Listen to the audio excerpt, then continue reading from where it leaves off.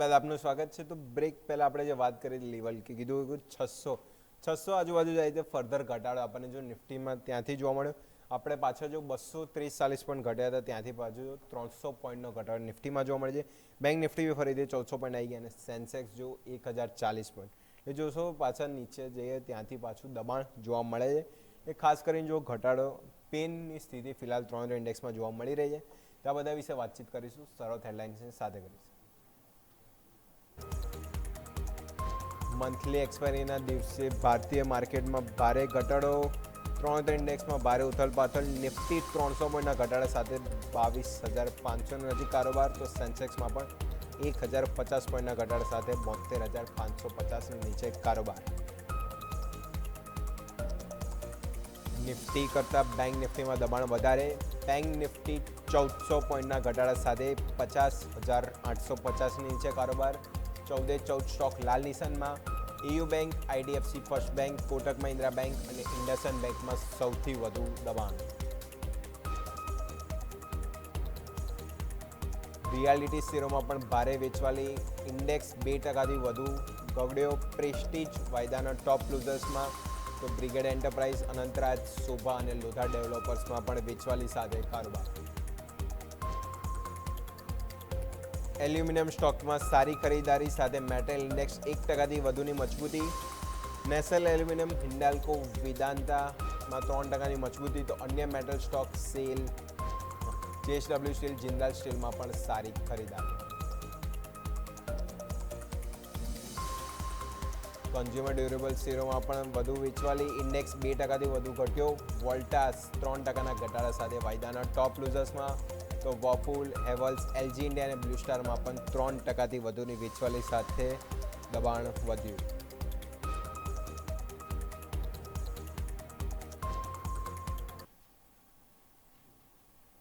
ફિલહાલ તો જો પરિસ્થિતિ ખરાબ છે. હેડલાઇનમાં બી જોયું કે એને કંઈ જો રૂપિયો આપણે ફરીથી કે એને કંઈ 94.50ના સ્તરે ફરીથી આવી ગયું છે. સવારે જે આરબીઆઈના ગવર્નરની જે વાતચીત કરવામાં આવી કે લિમિટ લગાવી $100 મિલિયન આજુબાજુ, એ ફરીથી આપણે રૂપિયો જો 94.50 આજુબાજુ, એટલે ફરીથી રિકવરી આવી હતી. પાછા ઉપલા સ્તરથી દબાણ પણ ત્યાં ખાસ કરીને રૂપિયામાં આપણને જોવા મળ્યું. બેન્કિંગની પરિસ્થિતિ એના લીધે જો સૌથી વધારે બગડી હતી અને સાથે NBFC સ્ટોક. એટલે આજે સેક્ટર સ્પેસિફિક આપણે ક્વિકલી નજર કરીએ તો સેક્ટરમાં જોઈશું ખાલી મેટલ સેક્ટર છે 1%ની મજબૂતી છે. બાકી બધા જ અન્ય સેક્ટર જો સૌથી વધારે પેન જોવા મળી છે. અને પેનમાં બી જો PSU અને પ્રાઇવેટ બેંક સૌથી વધારે દબાણ, જે $100 મિલિયનની જે લિમિટ લગાવી કે એને કંઈ રિકવરી આવી રૂપિયામાં, પણ જે ટકાઉ ના આવી એના લીધે જો ફરીથી રૂપિયો ગોળ્યો. અને બેન્કિંગ સ્ટોકની પરિસ્થિતિ તો સૌથી વધારે ખરાબ ત્યાં જોવા મળી છે. ઓવરઓલ બેંક નિફ્ટી જોવું તો 1440 પોઈન્ટ, એટલે જોઈશું ઘટાડો કન્ટિન્યુઅસ આપણને બેંક નિફ્ટીમાં સવારથી જ ખાસ કરીને જોવા મળ્યો હતો. અને નિફ્ટી બી એના લીધે ખાસ કરીને પ્રેશર જોવા મળ્યું છે. તો થોડું વિગતવાર સમજે, આપણી જોડે એક્સપર્ટ જોડાઈ ગયા છે. તો માર્કેટ એક્સપર્ટ જગદીશ ઠક્કર. તો જગદીશ સર, સોમાં આપનું સ્વાગત છે. Good afternoon. તો માર્કેટનો છેલ્લો દિવસ છે, મંથલી એક્સપાયરીનો દિવસ છે. સપ્તાહની શરૂઆત તો નેગેટિવ કરી છે, પણ મંથલી એક્સપાયરી અને છેલ્લો દિવસ બી ખરાબ સાથે જ આપણે જોયું તો અહીંયા ક્લોઝિંગ કરવા જઈ રહ્યા છે. માર્કેટ ડે લો તરફ જો 300 ઇન્ડેક્સ ખાસ કરીને જોવા મળે છે. અને બેંક નિફ્ટી પરિસ્થિતિ ખરાબ છે. રૂપિયો નબળો થતો જાય છે. ક્રૂડની પ્રાઇસ બી જો કન્ટિન્યુઅસ ઇન્ક્રીઝ $116 આજુબાજુ. રૂપિયો આજે રિકવરી આપી હતી પણ ફરીથી 94.50. અને બેંક નિફ્ટીમાં જે લિમિટ લગાવી લે બેન્કિંગ સ્ટોક ઉપર જે લિમિટ લગાવી, તો બેન્કિંગ સેક્ટરમાં બી PSU પ્રાઇવેટ બેંક દબાણ ત્યાં ફિલહાલ જોવા મળ્યું છે. તો ઇન્ડેક્સ સ્પેસિફિક કઈ રીતનો વ્યૂ હાલ રાખશો જગદીશ? આપણે જાણીએ છીએ કે રિઝર્વ બેંક ઓફ ઇન્ડિયાએ આજે જે પગલાં લીધા છે, ખાસ કરીને significant tightening measures regarding foreign exchange, ફોરેક્સમાં જે અત્યારે એમણે પગલાં લીધા છે, એનું કારણ એક જ છે કે રિઝર્વ બેંક ઓફ ઇન્ડિયાને હવે લગભગ એ વસ્તુનો અહેસાસ થઈ ચૂક્યો છે કે જો આ કોઈ જાતના પગલાં લેવામાં નહીં આવે તો કદાચ રૂપિયો અત્યારે 95 રૂપિયાની જગ્યાએ 98, 99, 100 રૂપિયા પણ થઈ શકે.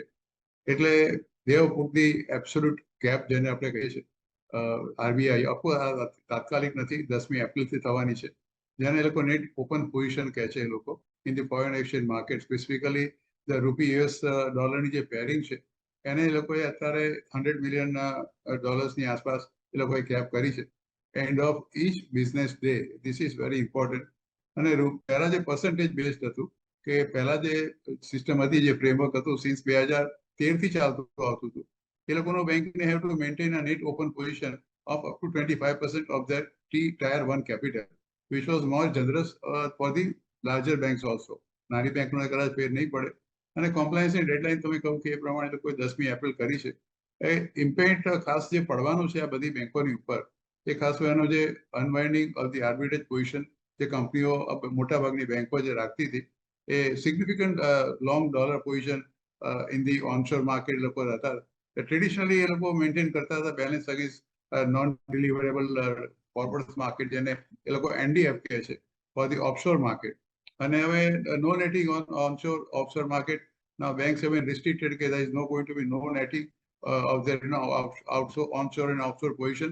That means they have to strictly maintain that limit which has been given of $100 million, and that too at the end of each day. એટલે focus will be definitely on the immediate dollar sale અને move force એટલા માટે બેંકને કે they want to sell the dollars in the domestic market, providing temporary at least support to the Indian rupee. સવારે આપણે જોયું કે ₹1.22 મજબૂત હતો પણ એ પછી પાછો ઘટીને 35-40 પૈસા થઈ ગયો છે. રિપોર્ટિંગ રિક્વાયરમેન્ટ પણ એટલી સ્ટ્રિક્ટ કરી નાખી છે RBI કે they have to include all the foreign exchange spot trading જે જેટલું છે કેશ અને વેલ્યુ બિઝનેસમાં they have to do the everyday reporting અને અંડરલાઇંગ એક્સપોઝર પ્રૂફ એ લોકોએ શરૂઆતમાં આપ્યું હતું 2024માં એને પણ એ લોકોએ ઇમ્પ્લિમેન્ટ કરવાનું છે. અને આ જે પ્રપોઝ ફ્યુચર ચેન્જીસ છે તે normally is going two implemented from 2027 1 April 2027 થી એક યુનિફાઈડ નેટ ઓપન પોઝિશનનો એક NOP નો એક નવું કેલ્ક્યુલેશન RBI મૂક્યું છે. એ that is going to come only on next year only. So અત્યારે એની કંઈ ચર્ચા કરવાની જરૂર નથી. પણ મારી દ્રષ્ટિએ બેંકોની જે આર્બિટ્રેજ ઇન્કમ થતી હતી ઓનશોર ઓફશોરની એ ડેફિનેટલી ઘટી જશે. એટલે મોટાભાગની બેંકો જે લાર્જ સાઇઝ બેંક છે SBI છે, બેંક ઓફ બરોડા છે, કેનરા બેંક છે, HDFC બેંક છે, ICICI બેંક છે, એ બધી બેંકોને ચોક્કસ આમાં પોતાની જે આર્બિટ્રેજ ઇન્કમનો ફરક ચોક્કસ પડશે. So to that extent આ RBI નું પગલું મારી દ્રષ્ટિએ બેંકોની ઇન્કમ માટે કે અર્નિંગ માટે નેગેટિવ છે.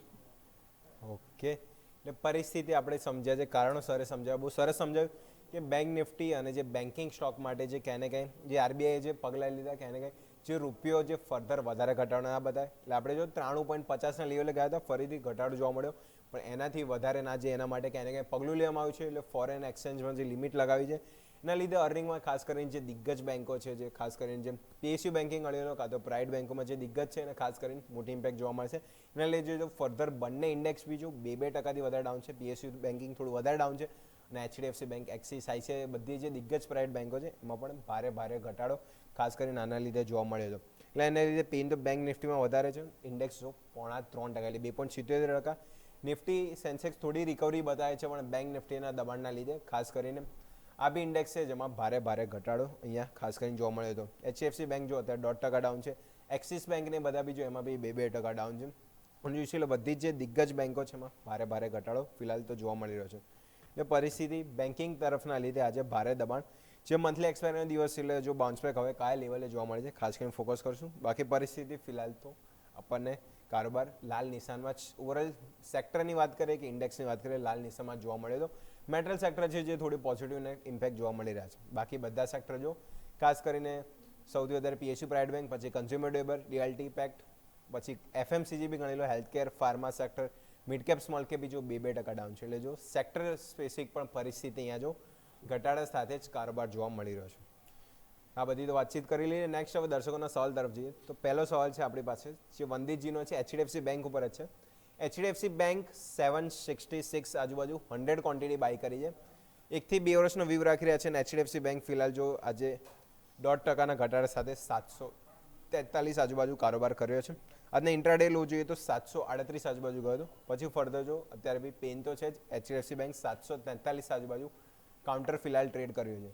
જો જગદીશ સર HDFC બેંક આપણે જે બેન્કિંગની વાત કરી હતા તો ઇન્વેસ્ટર નો ડાઉટ ઘટાડે જ બાય કર્યું છે પણ પરિસ્થિતિ હજી બી જો થોડી નરમાશ તરફ છે તો HDFC બેંક આ લેવલે કરીને વેટ એન્ડ વોચ કરીશું HDFC બેંક ઉપર. આ બેંક પ્રાઇવેટ સેક્ટરની સૌથી મોટી બેંક છે અને HDFC બેંકમાં જ્યારથી વિલીનીકરણ થયું ત્યારથી એ પ્રાઇવેટ સેક્ટરની લગભગ SBI ની આસપાસ આવી ચૂકેલી બેંક છે.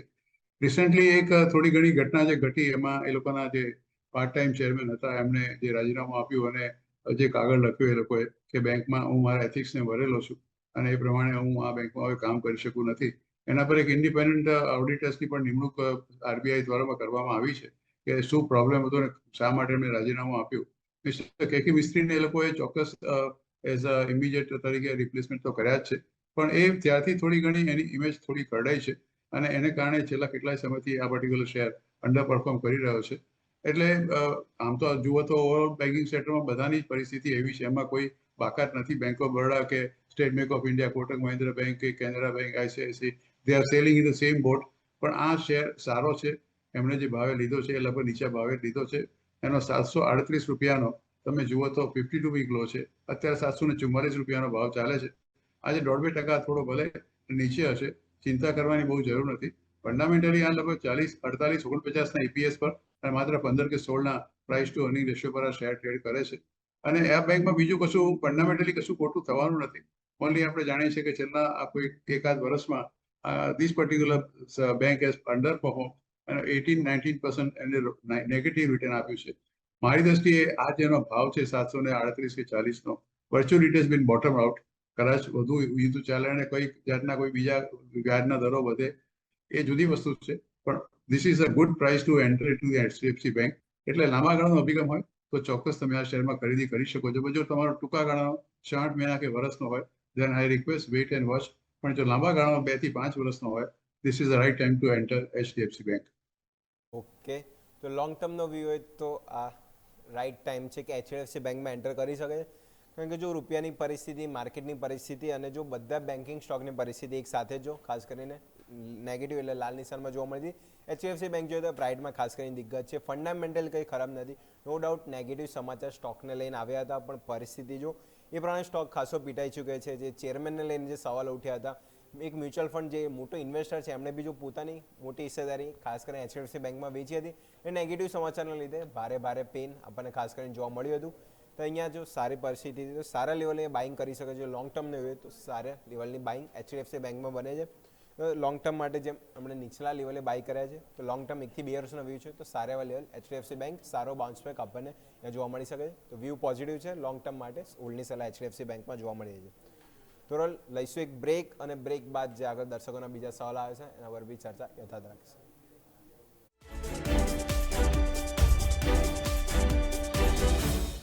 તો બ્રેક બાદ આપનું સ્વાગત છે. તો ઓવરઓલ બ્રેક પહેલાં આપણે જે વાતચીત કરી રહ્યા હતા માર્કેટ ઉપર ક્વિકલી એક નજર કરીએ તો ફરીથી 22,550 ઉપર ફર્ધર બાઉન્સબેક જોવા મળ્યું છે. પણ બાઉન્સબેક હવે ટકાઉ છે કે નહીં એ ખાસ કરીને જોવાનું રહેશે. મંથલી એક્સપાયરીનો દિવસ છે, બંને તરફી મુવમેન્ટ ખાસ કરીને જોવા મળી શકે છે.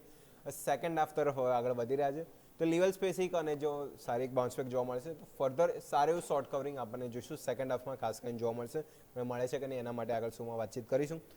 નેક્સ્ટ સવાલ તરફ જ જોઈએ તો પરિસ્થિતિ માર્કેટની ખરાબ છે. ક્વિકલી સવાલો ઉપર નજર કરી લઈએ તો નેક્સ્ટ સવાલ આગળ વધીએ તો નેક્સ્ટ સવાલ છે હિન્ડાલ્કો ઉપર. દિગ્જીનો હિન્ડાલ્કો ઉપર ક્વેશ્ચન 907 આજુબાજુ બાઇંગ પ્રાઇસ છે, 70 ક્વોન્ટિટી છે.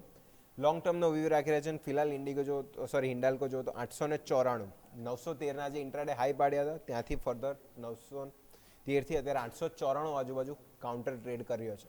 તો એલ્યુમિનિયમને લઈને બી સમાચાર હતા, એનું રિએક્શન પોઝિટિવ સાઇડ કે એને કંઈ એલ્યુમિનિયમ સ્ટોક લઈને નેશનલ એલ્યુમિનિયમ, હિન્ડાલ્કો અને વેદાંતા આ સ્ટોક સારા પોઝિટિવ જોવા મળ્યા હતા આટલા ખરાબ માર્કેટમાં. તો જગદીશ સર, હિન્ડાલ્કોમાં બે ક્વેશ્ચન છે.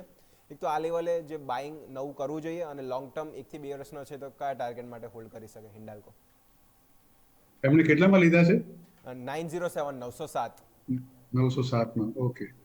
અત્યારે એનો ભાવ ચાલે છે 894, એટલે એમને ખાસ વિશેષ લોસ નથી અત્યારે. એટલે 10 રૂપિયાની આસપાસ, 12 રૂપિયાની આસપાસ જ છે. ફંડામેન્ટલી જો તમને આગળ તો this particular stock is definitely very good stock.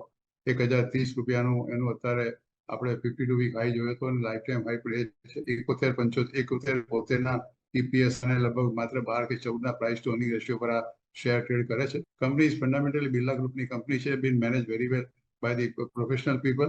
છેલ્લા એકાદ વર્ષમાં આ કંપનીએ 31% જેટલું રિટર્ન એ લોકોના ઇન્વેસ્ટરને આપ્યું છે. અને અત્યારે જે આમાં જે ઉછાળો આજે આવ્યો છે એનું મુખ્ય કારણ તો આપણે જાણીએ છીએ કે જે વસ્તુની અત્યારે એલ્યુમિનિયમ બેહરીન જેને કહીએ છીએ આલ્બા, એના પર સ્મેલ્ટર પર જે world largest single site aluminium plant છે એના પર ઈરાનના મિસાઇલ્સ અને ડ્રોન એટેક થયો છે શનિવારના દિવસે 28મી માર્ચે. અને એનાથી 2 એમ્પ્લોઈઝની માઇનર ઇન્જરી થઈ છે. ફેસિલિટી ઘણી ડેમેજ થઈ છે અને કરન્ટલી કંપની એસેસ કરે છે. પણ કંપનીનું એક વસ્તુ સારું હતું કે એ લોકોને એક અંદાજ આવી ગયો હતો. તો થોડા દિવસ પહેલા જ એમનું લગભગ ઓલમોસ્ટ 19-20% જેટલી કેપેસિટીના જે લોકોના પ્લાન્ટ હતા એ લોકોએ બંધ કરી દીધા હતા. એ લોકોને ખ્યાલ આવ્યો કે કંઈક ને કંઈક અહીંયા થવાનું છે અને એટલા માટે અત્યારે જે આવ્યું એનાથી જે નુકસાન થવાની જે શક્યતા એનાથી ઘણું ઓછું નુકસાન અંદાજે થઈ શક્યું હોય. અને ઈરાનના જે ઇસ્લામિક રિવોલ્યુશનરી ગાર્ડ છે એ લોકોએ જવાબદારી લીધી છે કે આ એટેક અમે પોતે જ કર્યો છે અને અમે યુએસ ઇઝરાયલના જે સ્ટ્રાઇક ઈરાન પર થાય છે એમાં તમારું ઇન્ફ્રાસ્ટ્રક્ચરનો ઉપયોગ અમેરિકન ડિફેન્સ વાળા કરે છે એટલા માટે મેં આ કર્યું છે. પણ મેં તમને કહ્યું કે 19% જેટલી કેપેસિટીનું પહેલા જ એ લોકોએ 1, 2 અને 3 લાઈન બંધ કરી દીધી અને હવે ફોર્સ મેજર ક્લોઝ એ લોકોએ ઓલરેડી ઇન્વોક કરી દીધો છે. અને ગઈકાલે તમે જુઓ તો લંડન મેટલ એક્સચેન્જમાં આનો ભાવ લગભગ 6% જેટલો એલ્યુમિનિયમનો ઉછળ્યો હતો અને this is one of the largest aluminium manufacturing plant in the hall world. એટલે થોડી અસર તો થવાની છે અને એટલે હિન્ડાલ્કો પર અત્યારે થોડા ઘણા હિન્ડાલ્કો, નાલ્કો તમે જોશો, વેદાંતા તમે જોશો, એ બધામાં ઉછાળો આપણે જોયો છે. આ શેર ફંડામેન્ટલી સારો છે, એમાં કોઈ સવાલ નથી અને એમને જો લોંગ ટર્મનો વ્યૂ રાખવો હોય તો ચોક્કસ એમાં ઉભા રહે, કારણ કે company is bin performing very well manage company અને બિરલા ગ્રુપની કંપની છે અને ખાસી જૂની કંપની છે અને company has been doing pretty well. એમાં કોઈ એમના એવા કોઈ ખાસ એવા નેગેટિવ પણ નથી અને એ લોકોના જે ઓવરસીઝ પ્લાન્ટ છે એની સાથે પણ એ લોકોને they are very good type with them. એટલે કંપની મારી દ્રષ્ટિએ in all respect I can always say એ લોકો હમણાં ઓગસ્ટમાં ગયા વર્ષે એક ઇન્ટ્રીમ ડિવિડન્ડ આપ્યું હતું ₹5. એ પેલા ઓગસ્ટમાં 24માં આપ્યું હતું. એટલે ઇન્ટ્રીમ ડિવિડન્ડ માટે પણ કંપની પ્રખ્યાત છે. ફંડામેન્ટલી સારી કંપની છે. જો લોંગ ટર્મ માટે રાખો તો it is still going to be very good અને શોર્ટ ટર્મ માટે હોય તો બહુ મારી દ્રષ્ટિએ જો અત્યારે મેં તમને કહ્યું તે પ્રમાણે એનો જે 52 વીક હાઈ છે 1029 એની આસપાસ કે 1000ની આસપાસ આવે તો પ્રોફિટ બુક કરી લેજો જો શોર્ટ ટર્મનો તમારો અભિગમ હોય તો. ઓકે, તો વાત થઈ હિન્ડાલ્કો. શોર્ટ ટર્મનો વ્યૂ તો એનો જે હાઈ છે 1020 આજુબાજુ ત્યાં પ્રોફિટ બુક કરી શકે છે. લોંગ ટર્મની વ્યૂ તો ખાસ કરીને સારી વેલ્યુએશન આપણને હિન્ડાલ્કોમાં જોવા મળી શકે છે. હાલના લેવલે બી સારી ઓપોર્ચ્યુનિટી બને છે અને જેમ આજે કાઉન્ટર જો 3%થી વધારે પોઝિટિવ આપણને આટલા ખરાબ માર્કેટમાં બીજું હિન્ડાલ્કો ખાસ કરીને પોઝિટિવ મુવમેન્ટ જોવા મળી હતી. હિન્ડાલ્કો જો કે એલ્યુમિનિયમ પ્રાઇસ વધી એ બી છે. ખાસ કરીને જે બેરામ પ્લાન્ટની જે વાત કરી કે એટલું નુકસાન હજી નથી થયું એના લીધે જો ખાસ કરીને રિએક્શન પોઝિટિવ સાઇડ થોડું વધારે આપણને હિન્ડાલ્કોમાં જોવા મળે છે. તો ફંડામેન્ટલી કંપની મજબૂત છે એટલે વ્યૂ લોંગ ટર્મ માટે પોઝિટિવ રાખી શકાય. હિન્ડાલ્કો ખાસ કરીને ત્યાંથી પોઝિટિવ સાઇડ જ વ્યૂ બની રહ્યો છે. નેક્સ્ટ સવાલ તરફ જે એક વીકલી તો નેક્સ્ટ ક્વેશ્ચન છે એચસીએલ ટેક ઉપર આઈટી કંપની દર્શનજીનો સવાલ છે. 1418 આજુબાજુ 60 ક્વોન્ટિટી બાય કરી છે. 1 થી 2 વર્ષનો વ્યૂ રાખી રહ્યા છે અને એચસીએલ ટેક ફિલહાલ જો અહીંયા આપણે જોઈશું આઈટી સ્ટોકમાં પેન છે પણ પહેલાંથી જ ઘટી ગયા છે એટલે ફર્ધર માર્કેટ સાથે ઘટાડો આઈટી સ્ટોકમાં ખાસ કરીને જોવા મળ્યો નથી. તો એચસીએલ ટેક જો તો 1350 આજુબાજુ ચાલી રહ્યો છે. તો પ્રતિ શેર જો તો ₹50 અત્યારે લોસમાં ચાલી રહ્યા છે. તો જગદીશ સર, એચસીએલ ટેક એ લોકો આઈટી કંપનીમાં ફિલહાલ વિચારતા હોય છે કે ઓલરેડી સ્ટોક પીટાઈ ગયા છે એટલે માર્કેટ ઘટાડાને લીધે લોકો એ પ્રમાણે બાય કર્યા છે કે હવે ફર્ધર ઘટાડો આઈટી સ્ટોકમાં નહીં જોવા મળે એટલે નીચલા લેવલે બાય કર્યું છે. પણ એમના બાયથી જો ₹50 ફિલહાલ નીચે ચાલી રહ્યો છે. તો એચસીએલ ટેક આઈટી કંપનીઓ આપણને જો પેનમાં છે પણ આ લેવલ આઈટી કંપનીઓમાં કઈ રીતનો વ્યૂ રાખશે? મારે એટલું ખાલી જાણવું છે કે એમને લોંગ ટર્મ માટે જોઈએ છે કે શોર્ટ ટર્મ માટે લીધા 1 થી 2 વર્ષનો વ્યૂ રાખી રહ્યા છે કે 60 ડેઝ? 1 થી 2 વર્ષ, 1 to 2 years. 1 to 2 years, okay, fine. I think આ પર્ટિક્યુલર કંપની મારી દ્રષ્ટિએ ફંડામેન્ટલી બહુ સારી કંપની છે અને એમાં કોઈ તમારે ચિંતા કરવાની વધારે જરૂર નથી. કારણ કે તમે જોશો તો આ કંપનીનું છેલ્લા વખતનું તમે પરફોર્મન્સ જોશો તો company has been doing very well. તમે એનું જે એક સ્ટ્રોંગ સ્ટેબલ ફંડામેન્ટલ્સ અને characterize by very high return on the equity approximately 25-33%. Robust AI driven એ લોકોની સર્વિસ ઓફરિંગ છે અને સોલિડ ડિવિડન્ડ નિયર 4%. અને સેલ્સનો ગ્રોથ તમે જોશો તો been of course little moderate compare to the એના જે બાકીના બીજી કંપનીઓ છે, ધારો કે કોકોચ છે કે ટીસીએસ છે કે વિપ્રો છે, થોડું મોડરેટ છે કમ્પેર ટુ એ લોકોના પીએસમાં. પણ પોઝિશન ઇઝ વર્ચ્યુઅલી આ company is debt free company અને with a high cash conversion કંપનીનું stable long term IT investment છે. થોડું ઘણું અત્યારે એઆઈને કારણે થોડી બધી કંપનીઓનું થોડું એ કઢાયું છે પણ આનો તમે જો એચસીએલ ટેકનો તમે આખો ઇતિહાસ જુઓ તો ROE જેને આપણે કહીએ excuse me return on equipment is almost 25-33%. એનું ડિવિડન્ડ yield તમે જોશો તો very attractive, about 3.9% to 4.52%. Very high dividend pay out છે ઓલમોસ્ટ 90%નું. ડેટ સ્ટેટસમાં મેં તમને કહ્યું તે પ્રમાણે the company is virtually a debt free company and they are completely have been able to have the coverage of the interest and valuation they are trading at the PE of virtually 23-31 અને generally consider as reasonably price compare to the broader IT sectors. Operating margin પણ કંપનીના બહુ સારા છે. they have already surpassed 30%. એટલે fundamentally this company is very good. AI leadership પણ આ કંપનીમાં છે. Strong focus on the AI છે. Including they have done the partnership with the Google Cloud, જેને MDR સોલ્યુશન્સ કહે છે આ લોકો, માઇક્રોસોફ્ટ અઝુરે અને એનવીડિયા સાથે કર્યું છે. સ્ટ્રેન્થનિંગ એ લોકોની digital business portfolio is also very good. Cash flow is also good અને stability is also very good. Is management is also good. એટલે મારી દ્રષ્ટિએ આ શેરમાં તમે જે રોકાણ કર્યું છે એ સારો છે. તમે જો લાંબા ગાળા માટે રાખતા હો, કારણ કે એનો 52 વીક હાઈ તમે જોશો તો 1780 છે. લાઈફ ટાઈમ હાઈ 2012 રૂપિયાનો છે. કંપની ફંડામેન્ટલી મેં તમને કહ્યું is very good company, well managed, અને તમે લાંબા ગાળા માટે આ શેરને ઉભા રાખો. અત્યારે થોડું ઘણું એઆઈને કારણે વાતાવરણ દોડાયું છે, પણ આ જાતના શેરોમાં રોકાણ કરવાથી હું નથી માનતો કે તમને વધારે નુકસાન થાય. હા, એક વસ્તુ ખાલી કહી રાખું કે 1298-99 રૂપિયાનો એનો 52 વીક લો છે, એ જો તોડે તો તમે એક્ઝિટ લઈ લેજો. કે તો એચસેલ ટેક આઈટી કંપની ઓર જો પહેલાંથી જ ખાસા પીટાઈ ચૂક્યા છે, એટલે ઇન્વેસ્ટર રીતના જાણતા હોય છે કે ઓર જે પહેલાંથી જ પીટાઈ ચૂક્યું છે અને જો ફંડામેન્ટલ સારી કંપની તે એમાં હાલ જોઈશું નવો બાઇંગ કરી શકાય છે. એ લેવલે જ બાઇંગ કર્યું છે. એટલે જો ફિલહાલ એમને જો નીચે તરફ સ્ટોપ લોસ રાખવું હોય તો જે લો છે એનો 1298 આજુબાજુ એ લેવલ ધ્યાન રાખે. અને 1 થી 2 વર્ષનો જેમ એમનો વ્યૂ છે તો સારા એવા ટાર્ગેટ આપણને આઈટી કંપનીમાં જો ખાસું ઓવરસોલ્ડમાં ચાલી ગયા હતા, એટલે બાઉન્સ બેક અને સારી પરિસ્થિતિ લોંગ ટર્મમાં સારા ટાર્ગેટ એચસેલ ટેકમાં ખાસ કરીને જોવા મળી શકે છે. તો ફંડામેન્ટલ ઇઝ ગુડ, તો લોંગ ટર્મ માટે વ્યૂ અહીંયા પોઝિટિવ છે. તો હોલ્ડની સલાહ એચસેલ ટેક ખાસ કરીને જોવા મળી છે. ક્વિકલી લાસ્ટ ક્વેશ્ચન લઈ લઈએ તો ટીએમસીવી આ સ્ટોક જો આજે જોઈશું 8.5% સ્ટોક ઘટી ગયો છે. ઇન્વેસ્ટરનો સવાલ છે, પરમજીનો સવાલ છે, ટીએમસીવી 446 આજુબાજુ 200 ક્વોન્ટિટી બાય કરી છે અને ફિલહાલ કાઉન્ટર જો 390 391, એટલે ડે લો તરફ 8.5% ઘટાડો. તો જગદીશ સર, ટીએમપીવી માટે તો સમાચાર હતા જેલર પ્લાન્ટ બંધ કર્યો જેગવાર લેન્ડ રોવર 2 વીક માટે, એની અસર તો એમાં જોવા મળી. પણ ટીએમસીવી બી જો ત્યાં પણ જોશો પરિસ્થિતિ ખરાબ ચાલી રહી છે, ત્યાં આપણે જો 8.5% પેન. તો ટીએમસીવી ફિલહાલ કાઉન્ટર કઈ રીતનું અત્યારે વોચ રાખવું જોઈએ? આજે લિસ્ટ એની વાત કરો છો? TMCV Tata motor commercial vehicle. Tata motor commercial, okay. Tata motor commercial મારી દ્રષ્ટિએ ઇઝ અ ગુડ શેર, પણ મેં તમને કહ્યું કે આ જેટલા કેટલા બી મોટા ઓટોમોબાઈલના શેર છે, our view on this all automobile shares, not only for Tata Motors, એ કમર્શિયલ વ્હીકલની વાત કરીને સીવી કોમર્શિયલ વ્હીકલ. ઓકે. મારું માનવું છે કે કોઈ પણ automobile share, Tata motor commercial હોય કે પેસેન્જર વ્હીકલ્સ હોય, મહિન્દ્રા હોય કે તમે આઈશર મોટર હોય, બજાજ ઓટો હોય, ટીવીએસ મોટર્સ હોય, તમે કોઈ પણ કે હીરો મોટર્સ હોય, કોઈ બી તમે શેરો એટલીસ્ટ ફોર ટાઈમ બિંગ આ તમે એવોઇડ કરજો અત્યારે.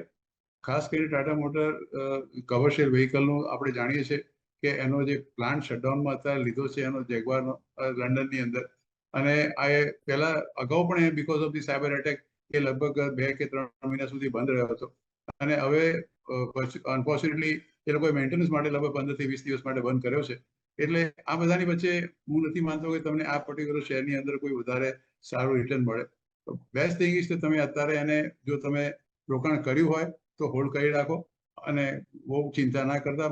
આ જ્યારે ઈરાનનું વોર પતી જશે પછી ઓટોમેટિકલી આ શેર ચાલવાનું ચાલુ થશે. ટાઈમિંગ એમાં તમને કોઈ મોટું રિટર્ન મળે એવું મને દેખાતું નથી. પણ જો તમે લોસ બુક કરવાની ચોક્કસ સલાહ નથી આપતો લાંબા ગાળાના રોકાણકાર હોય તો. પણ જો તમે શોર્ટ ટર્મના રોકાણકાર હોય તો if this level goes to 370, જો 370 રૂપિયાનું લેવલ તોડે તો એકવાર એમાંથી એક્ઝિટ લઈ લેવાની સલાહ છે. લોંગ ટર્મ માટે આઈ વિલ સ્ટીલ હોલ્ડ, કે તમે એને હોલ્ડ કરી રાખો અને વર્ષ 2 વર્ષ કે 3 વર્ષ માટે definitely this particular share will go up. તો ટાટા મોટર કોમર્શિયલ વ્હીકલ ફિલહાલ નવી બાઇંગ માટે અવોઇડ રહેશે, કારણ કે જો ટાટા ગ્રુપ એમાં ખાસ કરીને ટીએમપીવી ટીએમસી સૌથી વધારે ઓટોમાં ત્યાં પેન જોવા મળતું, અને ટીએમસી આજે વધારે, કારણ કે ટીએમપીવી જોશો તો 1% ડાઉન છે, પણ ટીએમસીવી ટાટા મોટર કોમર્શિયલ વ્હીકલ અહીંયા જો આપણને 8.5% ઘટાડો જોવા મળે છે. તો ક્વિકલી આમાં જોઈશું કે ખાસ કરીને ઘટાડો એટલે ફિલહાલ પેનની પરિસ્થિતિ અહીંયા જોઈશું વધારે જોવા મળી છે. નવ બાઇંગની 370નું લેવલ ધ્યાન રાખે અને લોંગ ટર્મનો વ્યૂ છે તો ખાસ કરીને હોલ્ડની સલાહ બનેલી છે. તો જગદીશ સર, આજ સાથે સમય ગયો છે રજા લેવાનો, તો જેટલા બી સ્ટોક આપણે ડિસ્કસ કર્યા આપના તરફથી ડિસ્ક્લેમર. જે કંઈ શેર આપણે ચર્ચા કરી મારો પોતાનો અંગત કોઈ એ રોકાણ નથી, પણ અમારી ભલામણમાં કે અમારા ક્લાયન્ટેલમાં કે અમારા મિત્ર વર્તુળમાં કે એમાં કદાચ અમારું રોકાણ એ લોકોનું હોઈ શકે. પણ હંમેશા શેર બજારમાં રોકાણ કરો તો તમને નાણાકીય સલાહકારની સલાહને અનુસરજો. જે અભિપ્રાય આપી છે મેં આપને આપ્યો છે, મારો અંગત અભિપ્રાય છે. And thank you very much for inviting the show. અને આવતીકાલે મહાવીર જયંતિ માટે ખૂબ ખૂબ શુભકામનાઓ. સર આપને બી શુભકામના.